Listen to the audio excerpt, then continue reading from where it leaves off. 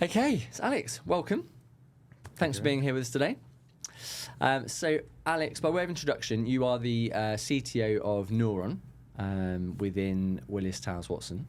Neuron, a very exciting incubation startup within WTW, and you're building a new innovative digital trading platform for commercial insurers and brokers, as I understand it. So really encouraging, I think, to see initiatives like Neuron in the insurance space, especially from big name insurers like WTW. You know, my experience, insurance is an industry, a very traditional industry in many ways, and obviously steeped in heritage, which is kind of what you want from a brand reputation and sort of trust perspective, I guess. But in the same breath, makes it, I think, a real exciting ground for, you know, it's very primed for technological innovation, and obviously lots of areas where tech can add a huge amount of value. So yeah, really keen to hear a little bit more about your role, you know, some of the work that you're doing there, and you know, a bit more about your approach as a leader today. So thanks for being with us. But before we go into that, it'd be lovely to just hear a little bit more about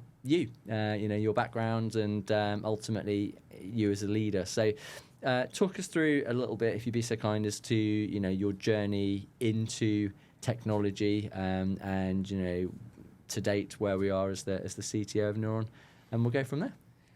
First of all, thanks for having me. It's more than welcome. Excellent to chat about these sort of things. And well, where do I come from? So I've always been a nerd, you know, a card-carrying Star Trek fan nerd. Star Trek, okay, absolutely. More than Star Wars. Interesting. It's a broad church. There's room for all sorts of stuff. Cool. So I brought up with in a family that liked technology, was interested in technology, and that led me down that kind of route. So went into to university and doing a computing degree at university. Cool. And then after a brief stint with what was then Her Majesty's government, moved into software companies. So started in internal IT, so this is proper sysadmin stuff, looking after mail servers and the IP routing and cabling and that kind of thing. Yeah. And then moving into things like software support, and it was coming up to 11 years ago now. Was looking for another move, looking for a physical as well as a move of job, right. And saw an opportunity coming up at what was then Towers Watson. Yeah. Working in their ICT, which is Insurance Consulting and Technology arm, so very much insurer focused, and working in their support team for all of their software products, which was fascinating. The financial services industry is generally quite interesting to me, and I'm probably not something that many people say, but yeah, you're right, not many. And I think to do a degree, I've probably drunk the Kool-Aid on it. I think it's quite a noble industry. You know, I think it does good for the world. Yeah, absolutely. And I would agree. I know that not everyone would, but yeah, that's where my head is. Keeps the cogs turning, if you ask me. Absolutely. There's a lot of things that you couldn't do without insurance. 100%. And that's not just individuals. That's almost everything in the world. Yeah, so. totally. Yeah. But yeah, so joined that team and sort of slowly moved around various things in the team. Started doing work in the consulting part of the business, the technology consulting part of the business, which led me to specialise in a really interesting tool called Radar and Radar Live. Okay. Which, if you've ever bought motor insurance in the UK, you've probably used Radar Live without knowing it. Interesting. I have not heard of it, and I definitely have bought insurance. As is always the case with the business to business, and particularly in the insurance industry, like with WTW, I'm sure most people have not heard of this 45,000 person company. You don't necessarily hear about what's going on behind the scenes. True. If you've got an insurance quote on confused.com or compared the market, at least some of what came back there will have been algorithmically generated by Radar Live. So the quotes coming back at responding in hundreds of milliseconds to give you an accurate, personalised quote. That's a really, really fascinating thing to work in. Absolutely. So specialised in that, and an opportunity came to actually work within the product team itself. And I've always been driven to try and do something that makes a difference and make a change and have an impact. Yeah. And that posed the opportunity for me to actually look at this software and go, I really like it, but I think it could do this. I think it could work that way. I think I can make it better, and then I can see what's coming from that, and that's kind of what drives me. So I ended up as a product lead for Radar Live. Red Eye's used all over the world. It's used in loads of different types of insurance. I've used the motor example, but it's used in commercial insurance as well. Okay.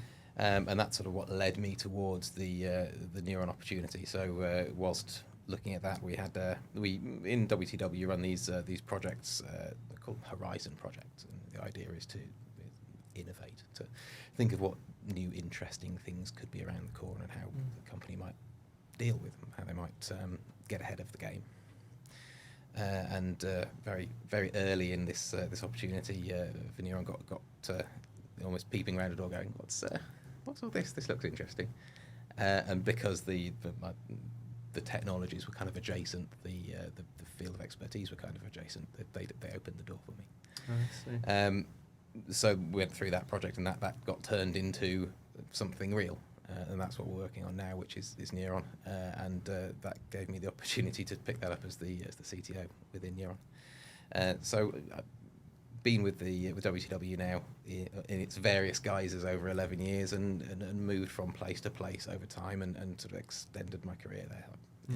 11 years in one job would probably be a bit much, but doing sounds like you've been keeping it varied, keeping it interesting. Exactly. Key, isn't it? Consistent, but not the same.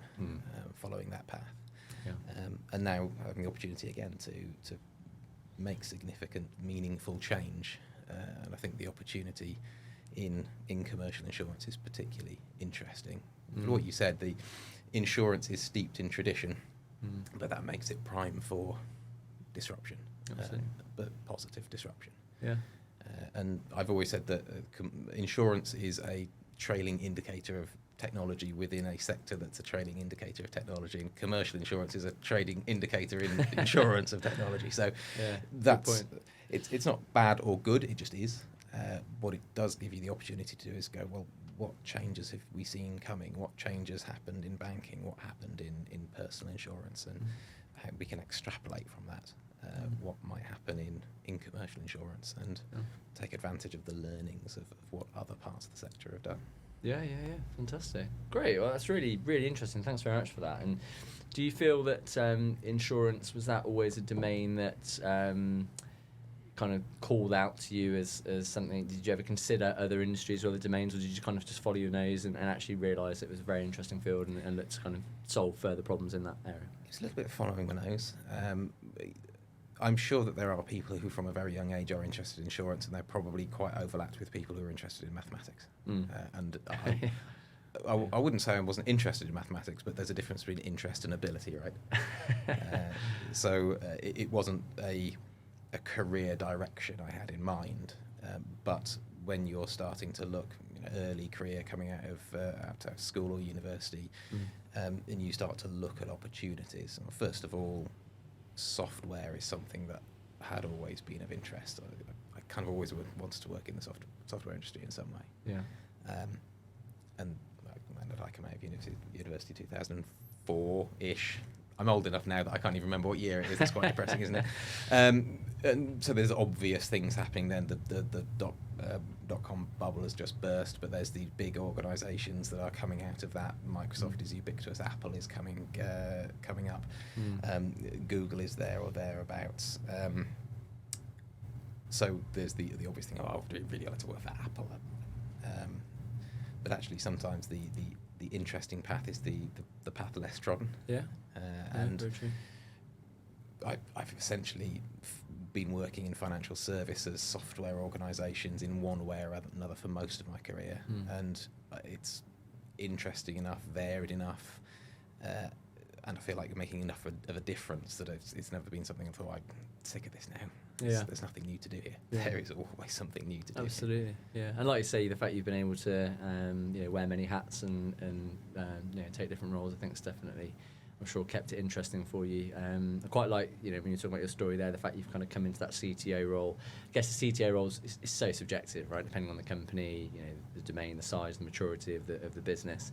But I like what you mentioned about how you've kind of come into it from a product lead, perspective. And I was having this conversation with the CEO the other day where we was talking about, what is it to be a CTO today? Historically, when I first started in recruitment, it was basically the head honcho in a technology department that oversaw probably both software development and infrastructure, as it was at the time. And whereas now, technology is becoming the beating heart of so many businesses, and there's so many other things to be aware of, and different sort of parameters, I believe, to be a successful CTO. But one of the key things I think we're seeing more and more of is an awareness of product, and concepts around product, and becoming, most businesses are trying to become more product-led business. So how do you feel your background in product has helped you, be successful in the role of a CTO? Particularly in this role, we are building a product. It is the beating heart of what we're doing, which means you can be very focused. We're not trying to build 10 different things. We're trying to build one thing and build it very well. So having the entire organisation structured around and understanding that what our really simple goals are is incredibly powerful. And from a technology perspective, being able to see not just through the lens of, we've got to put this wire next to this wire and build that API and not really have the context is, I'm sure you'd get there. Yeah. But the way you get there well is by having a broader recognition of what technology is there to do, which is to help drive the product, to help drive the business. Absolutely. But technology is an enabler. It's not there to tell the rest of the business what to do. Yeah. And coming through from a product perspective and through product design, I think it gives you that view of going, okay, I understand the why, I understand the point, and I understand the difficulties from a product perspective of juggling those customer-facing, back-end-facing priorities, aligning that with the priorities of the business, and that constant juggle. And when you can see the technology delivery through that lens as well, it's an extra piece of information. It's an extra way of establishing what the right thing to do next is, rather than just focusing on the list of technology issues to solve or technology actions to take. Yes. And be holistic. Yes. Yeah. Totally agree. It's one of the biggest differentiators I see in what I would classify as some of the more successful CTOs is that kind of seismic shift in mindset of, it's not technology for the sake of technology, and technology it's like you say, it's understanding how you can harness technology to be the enabler for the business. And I think the people that sort of have cottoned on to that have really gone on and been very successful. So I can definitely see where you're coming from there. So in terms of your journey as a leader, in the role of CTO, talk me through what do you feel are some of the most valuable qualities of a CTO, of a technology leader? I guess it could be from a strategic point of view or from a people management point of view, but what do you feel? Well, I think you've already touched a little bit. It is seeing technology not just as technology for its own sake. It is having that view of what your business goals are and seeing technology as a mechanism to help deliver that. Hopefully gone are the days of people having an issue with their technology, be that their mail system's not working, their laptop's not working, or whatever, and fearing the idea of having to go to the IT department because they're just going to say no to me again, or they're going to fob me off again. I always think of The Office. Exactly. What you need is an IT department and an IT function. So it doesn't matter whether or not it's support, it's software delivery, whatever it is, that is very, very conscious that it's there to help the business achieve the business goals. And that's got to be something that anyone coming into a CTO role needs to understand. You're a custodian of the technology, but you are just part of the business. And you're not the most important part, you're not the least important part, you're just another part that can help drive drive business value, drive growth. I often equate that to I don't know if you're an F1 fan, but I've got quite into F1 over the last few years. Actually, since the Netflix documentary Drive to Survive has kind of ignited my passion in it. But I'm amazed within that, and I think there's a lot of parallels between high-performing teams in general, but I do see a lot of parallels between technology and how that works, and how, like I say, no one is more important than the other. It should all sort of work together in one. It's very easy to think actually the driver might be the most important person in the team, but actually unless the infrastructure's there behind them and the support network's there, it's not the case. Analogy I loved, was one of my old bosses told me this analogy, was that someone was being shown around the NASA Cape Kennedy back in the 60s, and asked a janitor what his job was, and he said to put man on the moon. Nice. Because everyone in that business, everyone in that organisation had one job. Yeah. It didn't matter what the subset of those jobs was. They were there to put man on the moon. Nice. Yeah. That's a big sign, I think, of a successful culture of a business as well. Like I say, you talked a little bit earlier about it's nice to be so focused, but I think being able to articulate that clarity, definitely is something. It's something that a lot of, when we're dealing with candidates, it's something that a lot of people look for. It's like, what is the mission of the business? Do they actually know what it is? Do they know where they want to go? And I think being able to articulate that across all levels to get everybody sort of working together in a cohesive way moving forward is a sign of a very good business. Context is king, right? If you don't know what you're doing, and I don't mean today I'm picking that user story and I'm working on that user story. If you don't know why you're doing that, then can you be as effective? I don't think you can. No. And if you make sure that everyone in the business does have context and is bought in, you're going to get the best possible performance out of them, because they're turning up to work with a reason, and it's not just because I get paid at the end of the month. I'm sure that helps, but I'm because I'm going to get paid at the end of the month because I'm building this awesome thing that is going to have this impact. And that's the reason to come in, and that's a reason to enjoy your job. Yeah, absolutely. There's power in that clarity, isn't there? I think, in people. And also I think it helps foster a culture of trust as well. Often when people, and I think equating this a little bit to recruitment, where, people think they're literally just coming in to do a job to line someone else's pockets or, make somebody else rich or whatever it may be. And, until that sort of real mission is conveyed and clarified to people, it can have a real sense of leaders being quite disingenuous about why people are doing jobs and that kind of thing. So I think there's a real piece there about communicating it to everybody and, like I say, building that trust. But no, I totally agree with you there. Cool. So talk us through then. You've obviously had this really successful career within WTW and now spearheading the growth of Neuron. But talk us through that first year, I guess, because you must have been like having a blank sheet of paper in front of you. How did you tackle that first year as an incubation startup as the CTO? Great question. Coming in and having a completely green field. Okay, so we know what we want to do. How are we going to do it? It's definitely daunting, and you could just start picking off random bits of work and just completely fail to deliver anything whilst doing a huge amount of work. What we tried to do, and it was a really small team to start with, so you don't want to chuck hundreds of people randomly into something when you don't know exactly how you're going to achieve it. So what we focused on was understanding, right, we've got this great idea, it's applicable to a really big market, and what's the easiest way of failing is to try and address that entire market in one go. So what are we going to do? What part of this market has the best value, or maybe the easiest in, or provides us with a really good technology backbone? And it took a little bit of time, because there's a lot of options, there's a lot of people who have really good opinions, and that we needed to get. We needed a dump of their knowledge so that we could make an informed decision about what part of the market to go into. So a lot of time focus there. My view on that was, to be glib, not that I don't care, but what I want is as an answer.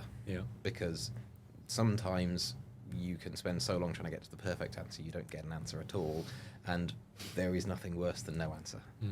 It doesn't matter if it's perfect. It doesn't matter if it's the exactly right answer. As long as it's directionally correct, that gives the opportunity to start doing something. Yeah. So working through that, getting to that. In the meantime, looking at, okay, based on what we know today, what no regret stuff that we can do? How far can we go before we start doing stuff we have to backtrack on? And how far can we go before we're building in an amount of technical debt that's actually going to mean that we can't backtrack, or that it's going to cost us significant amounts to backtrack, so that we don't go too far, so we don't get too far out in front of our skis. Because what's the best thing about day one of something like this? It's the only day in the entire lifespan of your software where you don't have any technical debt. It's all downhill from there. So pessimistic, also very true. Just let's be honest. You know, there's nothing wrong with technical debt, as long as you understand it, as long as you've created it knowingly, and as long as you have a plan on how you're going to deal with it. It's absolutely fine. Just like financial debt isn't fundamentally bad. Sometimes you have to have some debt to do something useful, to do something good. Yeah, absolutely. But you don't want to generate too much of it. You don't want to go down too many blind alleys. So we started working on what that core piece of capability was going to be, whilst we were making some of those decisions about market direction and travel.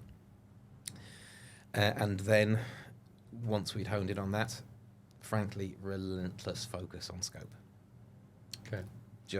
I described myself to a lot of people as the machete of their dreams, because the job was, I hear what you're saying, this is lovely, and I definitely want that too. But what do you need? Do you definitely need that? Is that definitely a day one requirement? And I'm going to push you really hard on this, because if it's a day one requirement, day one's going to be further away. And so building that culture into the team of honest, open debate about what is actually required, and giving people the scope to feel like they could raise that. Giving people the space to feel like they could raise that, and the empowerment to ask those questions, and ask difficult questions of anyone, because back to understanding context, if you understand the context, that's half of the value. The other half of the value is being able to feel like you can push back against that context and go, but why? Well, I think I've got a better idea, because you know where some of the best ideas can come from? It's literally anyone. So building a team that felt like they could have that conversation with whomever happened to be in the room at the time. So that's really what the first year looked like, was building a team of people who felt I could do that, being really, really relentless on that scope. And inevitably making sure that we had a good understanding of what we actually wanted to target, what we actually wanted to do, and not meander and flip-flop between different options. So that's what we did, and that's where we're going to this year. Excellent. I mean, it feels like just hearing you talking there, you know, the pushback to the business and the clarity, you know, to hold stakeholders to account with those, you know, is that actually vital? Do we need those? It feels again like your product background, your product expertise there would be particularly useful in those kind of scenarios, like pushing back on, you know, what are the vital features versus the nice to have, so on and so forth. And, you know, I can imagine that's a very empowering place to be as a leader, but in the same breath, the people in your team probably also very grateful that you're able to do that for them. You know, I'm sure it would command you a lot of respect from the team as well, to make sure everyone's sort of being kept in, you know, online. I think it gives you a somewhat of an intrinsic ability to look at something and go, I reckon that's going to take about so long to do-ish, and anyone in my team who's listening to this now will be either laughing or gnawing their teeth, because I've definitely not got it right every single time, or even close every single time. But you get a feel for what's really big and really hard, and what's actually okay. We can manage that, and it's not always what you expect. You know, someone might say, "Oh, well, you know, we just need you to add this one field so we can do that." That can't be that hard, right? How do I explain to you what the downstream ramifications of that are going to be because of what you've asked for, versus, we need to do this huge change and just, you know, fundamentally change the way this whole website looks. Actually, that's quite easy, because we've got tools these days that make that not instantaneous, but it is actually quite a simple task. Yeah. So differentiating between what looks hard and what is hard. Yeah, absolutely. How do you go about that process of engaging the business? And because stakeholder management, I think, is one of the, like we talked about earlier, the perception sometimes of technology and the way it's viewed in the business, and again, not sort of conscribing to any stigma or stereotype, but historically there probably has been a little bit of that arrogance associated maybe with sort of very senior technology leaders prior to people understanding technology within the business.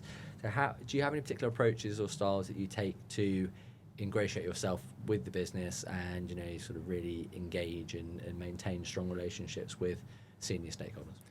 It is difficult, and it's difficult wherever you are in technology. Cry me a river, right? But you only hear about technology products when something's gone horribly wrong. Technology products and something's gone horribly wrong. Yeah, because something was delivered successfully on time and within budget doesn't tend to make the headlines, right? When I worked in IT support, the view was, what's the best you can absolutely possibly achieve is that no one knows you're there, because that means nothing's gone wrong, which is a little bit of a nihilistic Quite view. But a happy life. Yeah. But the reason that these projects get in the news and the reason that people feel so strongly about them is not that they went over time and over budget, it's that they were promised to be delivered at a certain time, and IT has a tendency to be highly confident of something right up until the point at which it's not.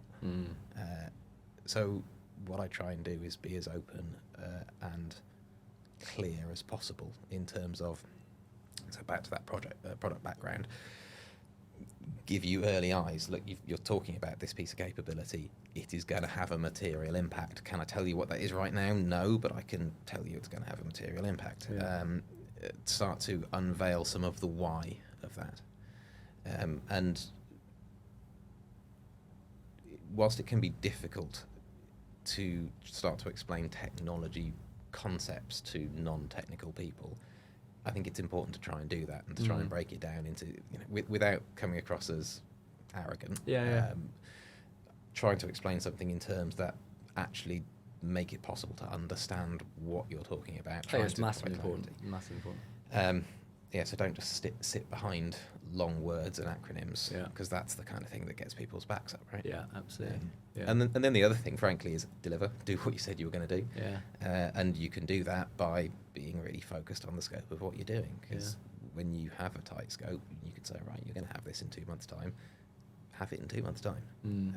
Or if you think that there's going to be a problem with that, if actually scope creeps, right? Things come up, problems happen whilst you're developing software. Problems happen whilst you're installing and implementing systems.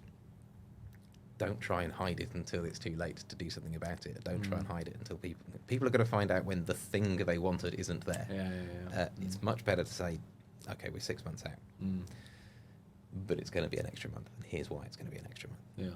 And as long as people are informed and they understand, okay, the immediate reaction is no one ever wants to hear bad news, but the long-term reaction of that is going to be, okay, when I talk to this group of people, I know that they're telling me everything that is true to the best of their knowledge now. They will always try and help me understand. They will always inform me when things change, so I can trust them. Yeah, absolutely. What I love about your answer there, I think a lot of it is fundamental psychology of just dealing with people in the right way, and like I say, regular contact, managing expectations.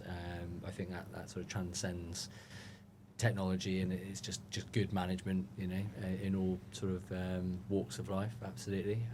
Frankly, it's good manners. Well, yeah, absolutely. Yeah, I think that's very true. But I think also the great point you made there about it's the fine line to tread. I totally would agree with you, and it's something that I've seen also as a trait of a real quality CTO, is somebody that can take those very complex concepts and voice them in a non-complex way to maybe non-technical people, but like you say, in that fine line of not coming across like you're mansplaining or arrogant, and it's but also not too, acronym heavy, and it's sort of treading that balance in the middle. But people that get that right, I think, really can engage people and win hearts and minds and take people on that journey. People that sort of, unfortunately don't tread the line can often leave people behind, and see the relationship suffers as a result. You're not going to get it right every time, and sometimes things are just weird, and it can be difficult to explain. Although you can start by saying this thing is just weird, it's difficult to explain. Which is simply enough for most people to understand. So isn't it? But if you're trying to win that trust of someone by explaining them, talking them through a technical issue, doesn't matter if that's technology or anything else, ask yourself the question when you try and answer it, why? But why? Yeah. So why is it this way, or so what? Because if you can start to get down to the point at which you're answering that's actually what you need to be saying. It's not, oh well, we've got this architecture and you see it's all very clever because it does these things. Oh, but why? Oh well, actually it's the but why that the person wants to hear, not the clever. True. Yeah. Like I said before, it's like the reason that sits behind the tech. I can resonate with that absolutely. You mentioned there that you don't always get it right, and of course any CTO will come with war stories and battle scars, I'm sure. But what would you say has been the biggest challenges that you faced in this role as a CTO, and how have you overcome them? It's a great question. I think it probably has been getting the technical solution understood by a really wide range of people, and navigating that difference between the perceived complex and the actual complex. Sure. Because when you're talking about something like we're doing, it's all about moving quickly, it's all about pace, and getting what you want into the market. You have to appreciate that your stakeholders, your investors are going to be pushing hard to say, well, that sounds easy, why can't that be done at a different speed? And equally, they will sometimes go, oh, I'm really surprised that went as fast as it did. So the challenge, I think the biggest challenge for me has always been making sure that what we're doing and why we're doing it is understood by the people who are inevitably signing the checks or have a stake in the game. The way I've solved it's by communication. It's by trying to be as clear and specific as possible. Don't use 10 words when 2 would do. And we're British, that's our natural tendency, I think. Don't use complex words when simple words would do. And again, particularly in business, we like to put flowery words on things and start to... it's like that, the risk of PowerPoint, isn't it? That you start just flourishing. Just keep it simple. And people appreciate it, people understand it, and that helps them come along the journey. So, big challenge, bringing people along, making them understand, making them feel comfortable that what you're doing is the right thing to do.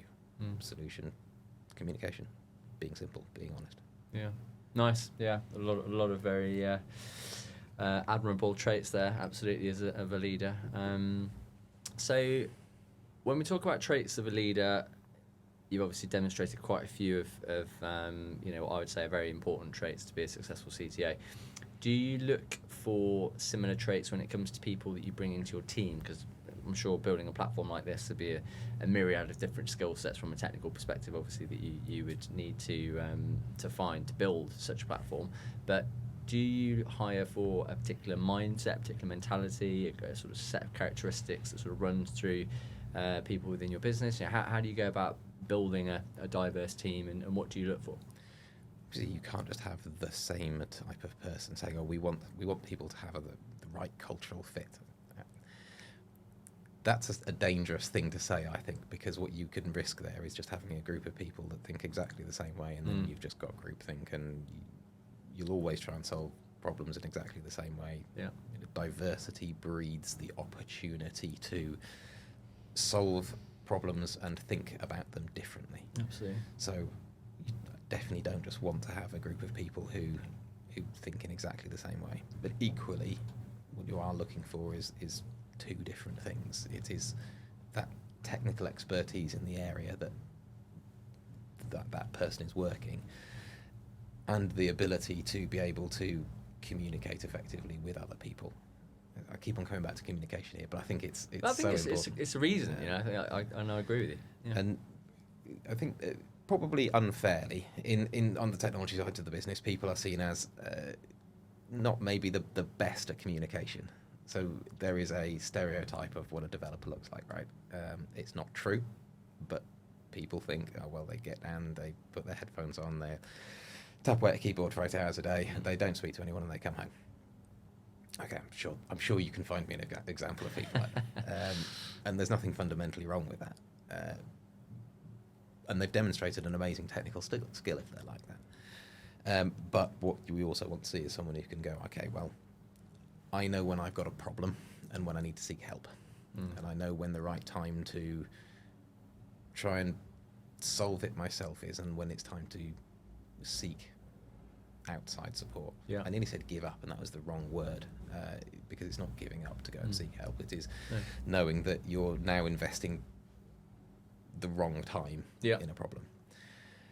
So that's what I look for, is that technical skill. You can't just bring someone in who just doesn't have the skills that you need for a particular role. Sometimes you need a lower set of skills, or you have the time and opportunity of a growth opportunity for someone, so that's fine. That's just different levels of the same thing.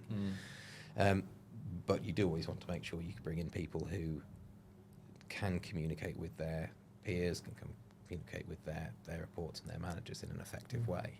So when I'm interviewing, when I'm building a team, that's what I'm trying to find in someone. Nice. It's pretty easy to prove a technical skill because it's quite black and white-ish. You can demonstrate it or you can't demonstrate it, and it can be quite difficult to establish in a small number of hours at best whether or not someone is going to fulfill that other side of things.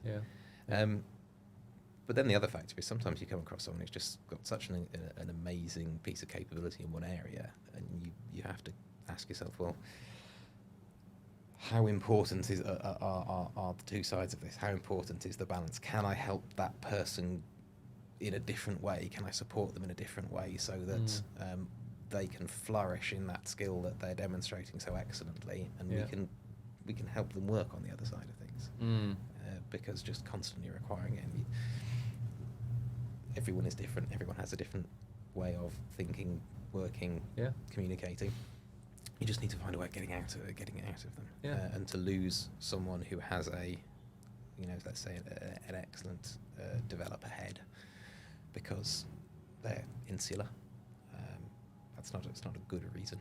You've got to think about how that person could be supported to get the best out of them and help them with a career as well. Absolutely. It gets back to your point about, I think, diversity, doesn't it? You know, if there are certain attributes and characteristics, like say, as a core thread that you would probably look for in the majority of people, and I totally agree with you there. That balance between technical expertise and pragmatism, and not letting ego get in the way of actually advancing what you're doing. But in the same breath, I think sometimes you will find that superstar that's just very good at that thing, and it does bring a balance to the team. It's a different perspective, and I totally agree with you around the point around culture as well. I think that's one of the biggest things I will push back onto a client, and often ask the question of when you say you want the right culture fit. Culture, in my eyes, it's an organic thing that's bred from the people you have in the business. You can't be a top-down culture of this is our culture and we hire people within that, because if you can do that, but ultimately you're, like say, going to get cookie-cutter sort of mentality, everyone's the same. To really build a true culture, it should be something that's fed from the people within the company that create the culture, rather than being specified at board level. Agree. Culture can be an excuse, and it's not a good one. So, for example, we have a culture of people who are excellent communicators at all level. Great, okay, but what if you are neurodiverse and that you struggle with speaking to other people? That doesn't necessarily make you bad at the job, what it means is that you have a different set of skills, and you might not appear to be the right cultural fit. That's the business losing out. Yeah. So Totally. you can't just operate on that narrow one-level culture. Yeah. You have to think about a combination of things. What's the skill set I need? What's right for my business? How can I get different viewpoints? But how can I create an environment? How can I make sure I've got a group of people that function well together? Yes. Because ultimately, through whatever method you're talking about, what you're trying to get to is a group of people who work brilliantly together and are better than each of the individuals in that team. Yeah, absolutely. And similarly, I've had conversations with CTOs in the past where they're talking about building a team and saying, well, I just want to hire senior developers. Just, I haven't got time or to train anyone up, and I'm kind of like, okay, I get the logic and the concept behind it, but often the least collaborative teams are the ones where you've got so many people with that are very good, that know what they're doing. That level of kind of ego around them, it's probably the worst thing you can do to actually build a cohesive, collaborative team. Sounds like an expensive way to fail to me. Exactly. You need people of different skill levels. It really bugs me when you see requests coming in for we need a junior dev, but they've had to have 5 years experience. Okay, but how are they going to get that experience? And sometimes you do actually have to build your own talent. And what you get out of that is eventually you'll get the senior resource, but they've grown up in your organisation. They're going to be more passionate about your organisation if they stay, and if they don't, that's fine. But you're creating your own future that way. If you start off by just saying, right, we're only going to bring in seniors, what's your succession plan for them? Absolutely. What's the opportunities for them? Absolutely. That's not to say you should start off with only juniors either, but you need that broad range of different people, different skill sets, different levels within their skill set. Absolutely. Well, Alex, I have really enjoyed the chat today, and I can see why you are very successful in the job that you do. Speak a lot of sense, a lot of really good points made, and a lot of value shared. And I like to end every podcast, as you may know by now, just to ask for your favourite piece of advice that you've ever been given, throughout your career, that you would care to share with your fellow humankind. Is there anything that particularly springs to mind? Yeah, best piece of advice I was ever given was I was told you've either got no top priorities or you've got one top priority. Because as soon as you've got more than one, you're back to having none again. Very, very good point. Yeah, I like that. I've not heard that before. Put that in the back pocket. Brilliant. All right. Well, thanks again for coming in. Really enjoyed our chat, and I wish you all the very best with Neuron. I'm sure it'll be a roaring success, and I will keep my eye very closely on things for the future. But yeah, thanks again, and we'll speak soon, I'm sure. Much appreciated. Great to chat.